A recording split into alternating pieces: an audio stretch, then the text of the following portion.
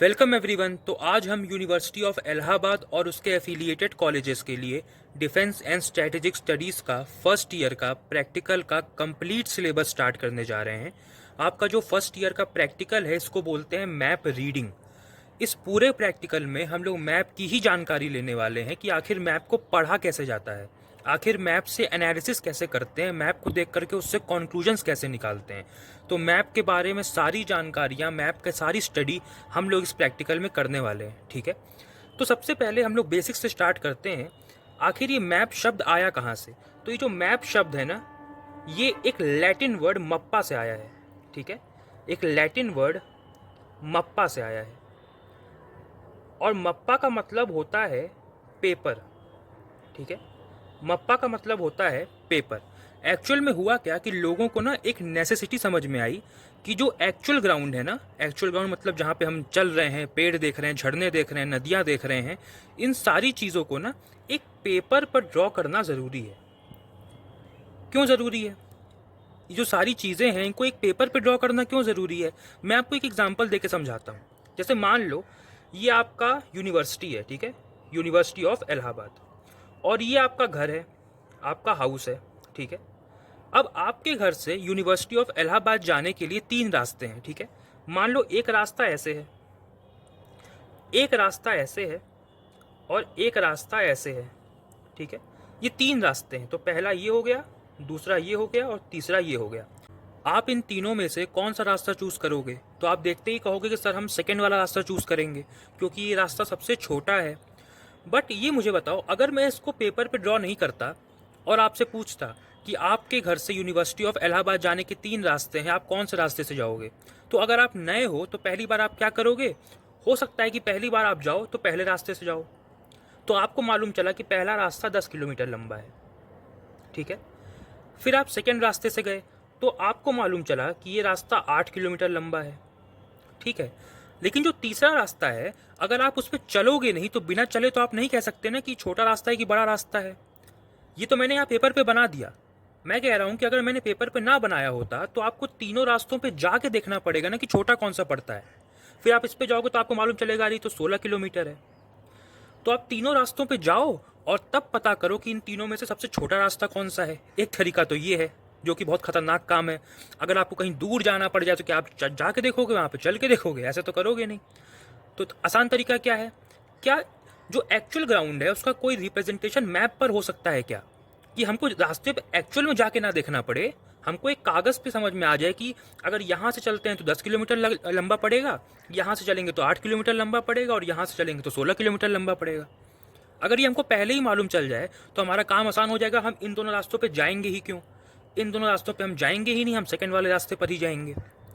तो मैप यानी कि पेपर, एक पेपर का टुकड़ा ही है, बट उस पर जो काम हम करने वाले हैं, उस पर जो हम लोग अपना कन्वेंशनल सिंबल्स बनाने वाले हैं, हम जो वहाँ पर चीज़ें दिखाने वाले हैं, रास्ते दिखाने वाले हैं, उसकी मदद से हमारा काम कितना आसान हो जाता है।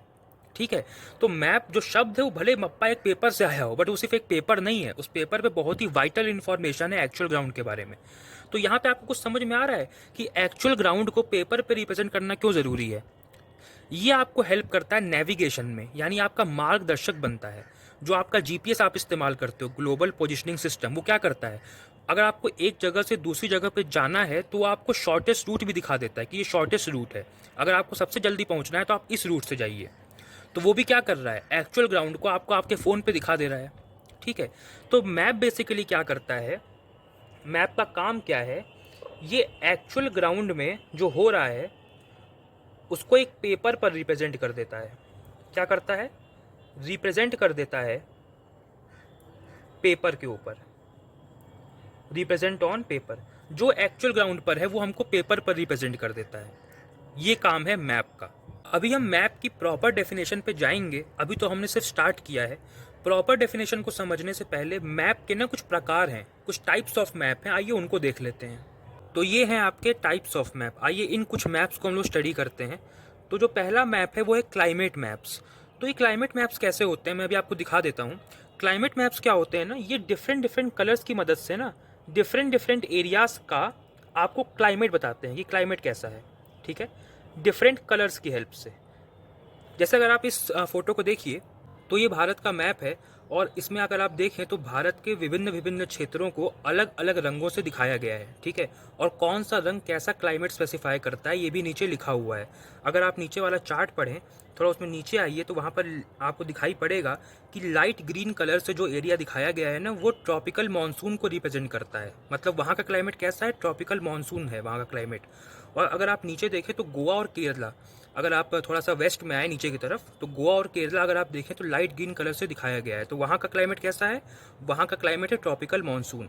उसके बाद अगर आप देखें तो थोड़ा ऑलिव ग्रीन कलर से जो एरिया दिखाया गया है, ऑलिव ग्रीन है, जो महाराष्ट्र का एरिया है, जो तेलंगाना का एरिया है, उड़ीसा का है, वेस्ट बंगाल का है, तो वहाँ का अगर आप देखें तो ट्रॉपिकल सवाना, ये वहाँ का क्लाइमेट का नाम है। मतलब क्लाइमेट को अलग अलग कैटेगरीज में बांटते हैं। इसको आपको बहुत डिटेल में नहीं समझना है, बस मैं दिखा रहा हूँ कि क्लाइमेट मैप होता कैसा है।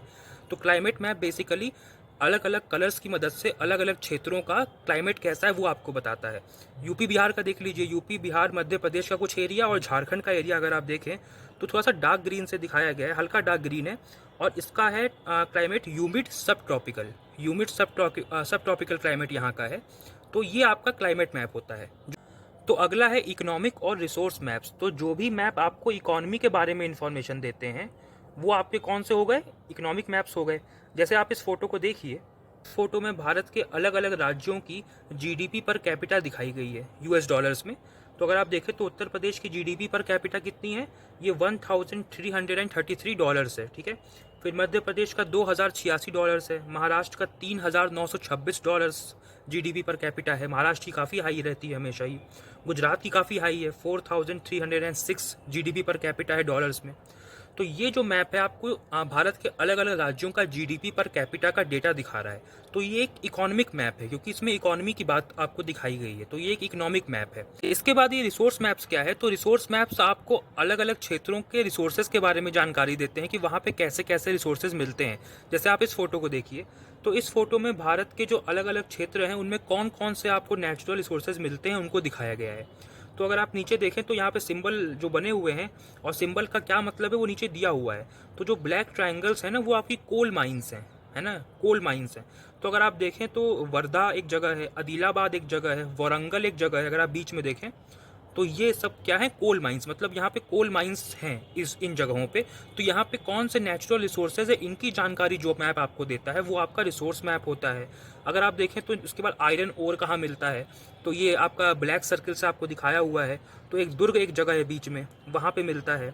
फिर आपको गोवा में आइए तो एस गोवा और मतलब और नॉर्थ गोवा, ये एस गोवा एन गोवा क्या है, नॉर्थ गोवा साउथ गोवा है। तो वहाँ पर आपको आयरन ओर मिलता है।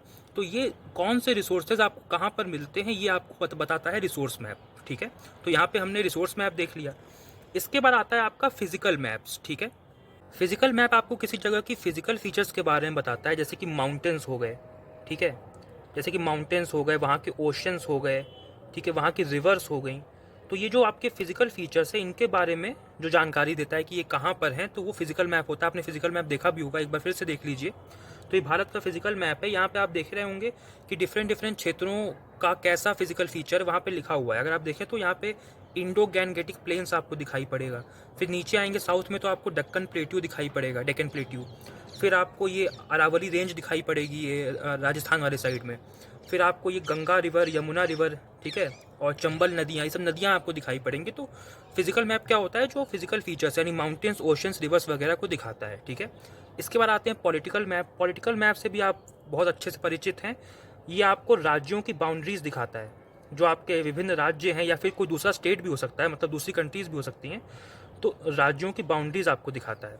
तो इसको आप देख लीजिए, यहाँ पे आपको भारत का नक्शा दिख रहा है और सारे राज्यों की पॉलिटिकल बाउंड्रीज क्या है वो आपको क्लियरली डिफाइन यहाँ पे दिखाई पड़ रहा है, ठीक है, कि यूपी का कितना बाउंड्री है, महाराष्ट्र का कितना है, मध्य प्रदेश का कितना है। तो ये पॉलिटिकल मैप से ही आप जानते ही हैं। इसके बाद आइए रोड मैप्स पे। रोड मैप्स आपको भारत की रोड नेटवर्क के बारे में जानकारी देते हैं कि रोड नेटवर्क भारत का कैसा है। अगर आप इस मैप को देखें तो इस मैप में भारत का कंप्लीट रोड नेटवर्क दिखाया गया है।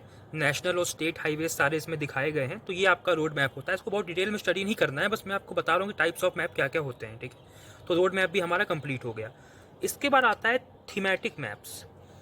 थीमेटिक मैप्स वो मैप्स होते हैं जो किसी न किसी थीम के अराउंड बनाए जाएँ, किसी ना किसी थीम के अराउंड बनाया जाए। इसका मतलब क्या हुआ, थीम का मतलब क्या हुआ, जैसे कई बार होता है ना कि हमको किसी स्पेसिफिक चीज़ के ऊपर मैप बनाना होता है, है ना। तो वो एक थीम हो गया। जैसे मैं आपको एग्जांपल देता हूँ, आज हमारा मन किया कि हम देखें भाई कि पूरे भारत में नेशनल पार्क्स कहाँ कहाँ पर हैं, है ना, राष्ट्रीय पार्क कहाँ कहाँ पर भारत में है, इसका एक अलग से मैप बनाया जाए। तो ये एक थीम हो गया ना, एक थीम के ऊपर हमने मैप बनाया है। ज़रा इस मैप को देखिए। तो इस मैप में भारत के सारे नेशनल पार्क्स दिखाए गए हैं। अगर आप देखें तो इसमें कॉर्बेट नेशनल पार्क भी आपको दिखाई पड़ेगा। अगर आप नॉर्थ ईस्ट में आएंगे तो आपको कंचनजंगा नेशनल पार्क दिखाई पड़ेगा, काजीरंगा नेशनल पार्क दिखाई पड़ेगा, सिरोही नेशनल पार्क दिखाई पड़ेगा। आप मध्य प्रदेश में आएंगे तो आपको सतपुरा नेशनल पार्क दिखाई पड़ेगा। तो ये जो मैप है ना, ये एक थीम मैप है। थीम मैप इसलिए है कि नेशनल पार्क्स को हमने दिखाया है, तो ये एक ही मैप ऐसा बन सकता है ना। जैसे मैं आपको बताता हूँ, जैसे हमने पढ़ा इकोनॉमिक मैप, ठीक है, तो इकोनॉमिक मैप जो है वो एक थीम मैप नहीं है, क्योंकि इकोनॉमिक मैप में ना बहुत सारी चीज़ें आ सकती हैं। आप जीडीपी के बारे में बता सकते हो, आप जीडीपी पर कैपिटा बता सकते हो, आप लोगों की इनकम के बारे में बता सकते हो। कोई भी चीज़ जो फाइनेंस से रिलेटेड होगी आप उसके बारे में मैप बनाओगे तो वो इकोनॉमिक मैप के अंडर आएगा। तो इकोनॉमिक मैप के अंडर बहुत सारी चीज़ें आती हैं। बट ये नेशनल पार्क है ना, तो इसका एक ही मैप बन सकता है ना, इसमें सारे नेशनल पार्क्स आपको दिखाई जाएं। अब नेशनल पार्क के लिए अलग कैटेगरी तो आप बनाओगे नहीं कि ये मैप की अलग कैटेगरी है, नहीं, ये एक थीम मैप है जो सिर्फ एक पर्टिकुलर काम के लिए बनाया गया है कि हम इसमें सिर्फ आपको भारत के सारे नेशनल पार्क्स दिखाएंगे। या एक और एग्जांपल लीजिए, जैसे ये मैप देखिए, ये भारत का पॉपुलेशन मैप है, तो इसकी एक थीम डिफाइंड है कि ये भारत के पॉपुलेशन के बारे में आपको जानकारी देगा। अगर आप इसमें देखें तो इसमें डिफरेंट डिफरेंट आपको ये कैटेगरी दी हुई है कि 0 से लेकर 10 मिलियन तक कौन सा कलर से दिखाएंगे, 10 से लेकर 50 मिलियन तक कौन से कलर से दिखाएंगे। इसमें अगर आप यूपी को देखें तो इसका एकदम डार्क ब्राउन कलर है, मतलब पॉपुलेशन एकदम ज़्यादा पीक कर रही है। इनकी जो रेंज है लास्ट वाली वो 150 से 200 मिलियन है। यूपी की पॉपुलेशन 250 मिलियन से भी ऊपर है, तो उस रेंज को भी क्रॉस कर गई है। यूपी की पॉपुलेशन 25 करोड़ से ऊपर की पॉपुलेशन है। तो ये एक पॉपुलेशन मैप है जो एक थीम के अराउंड बना हुआ है। जैसे एक मैप और देखिए, इस मैप में आपको बताया है कि भारत में कौन से क्षेत्र में लोग रोटी ज़्यादा खाते हैं और कौन से क्षेत्र में लोग चावल ज़्यादा खाते हैं। तो ये जो मैप है काफ़ी वायरल हुआ था सोशल मीडिया पे। तो अगर आप इसमें देखें तो अगर आप भारत पे लाल कलर की ऐसी रेखा खींच देना, तो उस लाल रेखा के जो साउथ में स्टेट्स हैं या जो नॉर्थ ईस्टर्न स्टेट्स है वहाँ पे मोस्टली चावल लोग खाते हैं। वहाँ पे ऊपर आपको रेंज दिखाई पड़ रही है, रेंज बनी हुई है, वहाँ पे लोग मोस्टली चावल खाते हैं। और अगर आप राजस्थान साइड आएँ तो राजस्थान काफ़ी डार्क येलो कलर से आपको दिखाया है, तो वहाँ पे मैक्सिमम लोग रोटी ज़्यादा कंज्यूम करते हैं, मतलब मोस्टली ज़्यादा कंज्यूम करते हैं। और बाकी अगर आप उत्तर प्रदेश देखें, मध्य प्रदेश देखें, महाराष्ट्र देखें, तो यहाँ पे सेंटर में है, मतलब चावल भी खाते हैं और रोटी भी खाते हैं। तो ये एक मैप आपको थीम के अराउंड बना हुआ मैप है, वीट वर्सेस राइस का। अब वीट वर्सेस राइस के लिए एक अलग से कैटेगरी तो बनाएंगे नहीं, तो ऑब्वियसली एक थीम मैप है, एक थीम के ऊपर बना हुआ मैप है। तो ये हो गए आपके थीमेटिक मैप्स, ठीक है। तो हमने 6 तरह के मैप्स देख लिए यहाँ पे। तो अब आपके मन में सवाल होगा, सर हम कौन सा मैप फॉलो करने वाले हैं। तो हम जो मैप फॉलो करने वाले हैं, जो हमारे एग्जाम में हमारे लिए काम आएगा, जिस पे हमको सारी कैलकुलेशंस करनी है, वो है हमारा टोपोग्राफिकल मैप। Very important. अगर आपसे पूछ दें वाइवा में, कई लोगों को तो यही पता नहीं होता है कि हमारा मैप टोपोग्राफिकल मैप है। तो अगर आप वाइवा में आपसे पूछ दें कि आपका मैप कौन से टाइप का है, तो हमारा मैप है टोपोग्राफिकल मैप। और टोपोग्राफिकल मैप इन सारे मैप से कई मायनों में बेटर है, मतलब कई ज़्यादा डिटेल्ड आपको इन्फॉर्मेशन देता है ग्राउंड के बारे में, डिटेल्ड इन्फॉर्मेशन। जैसे आप पहले के सारे मैप्स देखें तो आपको बस ये मालूम चल रहा था ना कि क्लाइमेट कैसा है, या फिर इकोनॉमी में क्या हो रहा है, या फिर पॉलिटिकल बाउंड्रीज क्या हैं।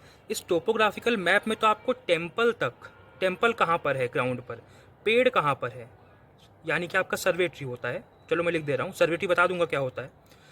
आपके पेड़ कहाँ पर हैं, आपकी मस्जिद कहाँ पर है, आपकी रिवर्स कहाँ पर हैं, छोटी से छोटी बात भी इस मैप के अंदर आपको दिखाई होती है। तो ये काफ़ी डिटेल्ड मैप होता है, काफ़ी एक्यूरेसी के साथ इसको बनाया जाता है, काफ़ी सर्वे करना पड़ता है, तब जाके एक टोपोग्राफिकल मैप बनता है। अब मैं आपको दिखाता हूँ कि ये टोपोग्राफिकल मैप आपका दिखता कैसा है। लेकिन उससे पहले एक बात समझ लीजिए, ये जो मैप है ना, इसके लिए एक बात कही जाती है कि ये बर्ड्स आई व्यू पिक्चर है, ठीक है, बर्ड्स आई व्यू पिक्चर है। इसके लिए ऐसा क्यों कहते हैं? दरअसल होता क्या है ना, अगर आपको मैप मैं अभी दिखाऊंगा, आप उसको देखना। मैप को देख करके ना ऐसा लगता है, मान लो आप एरोप्लेन में उड़ रहे हो, ठीक है। अब आप कहोगे सर हमने तो कभी एरोप्लेन में ट्रैवल किया ही नहीं, बट कोई बात नहीं, इमेजिन करो कैसा लगता होगा। अगर आप एरोप्लेन से जा रहे हो और अगर आप खिड़की से नीचे झांक करके ज़मीन को देखो ना, तो एरोप्लेन से जैसी ज़मीन दिखाई देगी आपको नीचे की, वैसा ही मैप दिखाई पड़ता है। इसलिए इसको बोलते हैं बर्ड्स आई व्यू पिक्चर की। मतलब अगर चिड़िया उड़ रही हो आकाश में, तो उसको नीचे जैसा आपका ज़मीन दिखेगा, वैसा ही आपका मैप दिखता है। अभी मैं आपको दिखाता हूँ, तो आप देख के बताना कि वैसा लगता है कि नहीं लगता है। मैं जो आपको मैप दिखाने जा रहा हूँ वो आपको CMP में देते हैं लोग, ठीक है। जो मैप आपको CMP में दिया जाता है वो मैप मैं आपको दिखा रहा हूँ। आपके एग्जाम में 63K/12 वाला मैप यूज़ होता है। बाकी मैप कोई भी हो आप समझ तो सब कुछ जाओगे, उसमें कोई टेंशन नहीं है। तो अभी आप इस मैप को देखिए। तो ये आपका टोपोग्राफिकल मैप है, इसको देख लीजिए। इतना ही बड़ा मैप आपको कॉलेज में भी मिलता है, ठीक है, इतना ही बड़ा वो मैप होता है। और इस मैप में अगर आप देखें तो बहुत सारे सिंबल्स हैं, बहुत सारी चीज़ें हैं। इस पूरे मैप की डिटेल स्टडी हम लोग इस प्रैक्टिकल में करेंगे, तो उसकी टेंशन मत लीजिए। बट अभी अगर आप इस मैप को देखें तो इस मैप में जो मेन चीज़ें आपको दिखाई पड़ रही हैं, जैसे आपको यहाँ पे एक रिवर दिखाई दे रही है, जो नीले रंग से आपको दिखाया गया है, नीले रंग से आपको रिवर को दिखाते हैं। ये गंगा रिवर है, ठीक है, जो इस तरफ फ्लो कर रही है। फिर ये जो लाल रंग से आपको दिखाया है ना, ये रोड्स हैं, जो रोड्स होती हैं वो लाल रंग से आपको यहाँ पर दिखाई हुई हैं। अब इस मैप को देख करके आप मुझे बताइए, क्या ऐसा फील हो रहा है कि अगर आप बहुत ऊंचा आकाश में हो ना, बहुत ऊंचा आप आकाश में हो और वहाँ से अगर आप नीचे देखो तो आपको भूमि कुछ ऐसी ही दिखाई पड़ेगी। जो नीचे की भूमि है, जब आप ऊपर से देखोगे आकाश से तो कुछ ऐसा ही दिखाई पड़ेगा। कुछ ऐसा फील हो रहा है क्या? इसीलिए इसको बर्ड्स आई व्यू बोलते हैं कि अगर चिड़िया आकाश में उड़ रही होगी तो उसको कैसा ज़मीन दिखाई पड़ेगा, वैसा ही ये मैप दिखाई पड़ता है।